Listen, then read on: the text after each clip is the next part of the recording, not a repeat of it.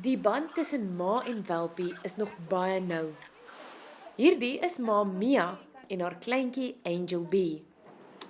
Die twee is vandag geweeg en bring saam die skaal te staan op 48,6 kg.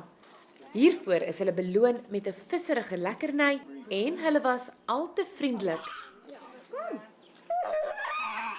Maar ma Chica en haar welpie Breeze was nie heeltemal so lus vir kuiergaste nie. Die welpie se geboorte is ekstra spesiaal, want was dit nie vir lughawepersoneel se flink optrede nie, was hulle waarskynlik vandag nie hier nie.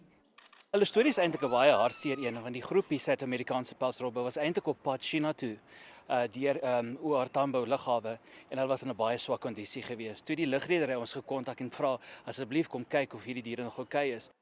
Die 5 volwasse pelsrobbe het daarna 'n tuiste by die dieretuin gekry en Angel B en Breeze is later gebore. Die welpies word deesdae elke dag by die voerplek gesien wanneer die twee ma's gevoer word en die tweeetjies agterna drentel.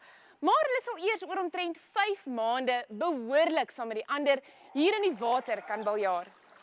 Die publiek word nie gewoonlik toegelaat om saam met die robbe te swem nie.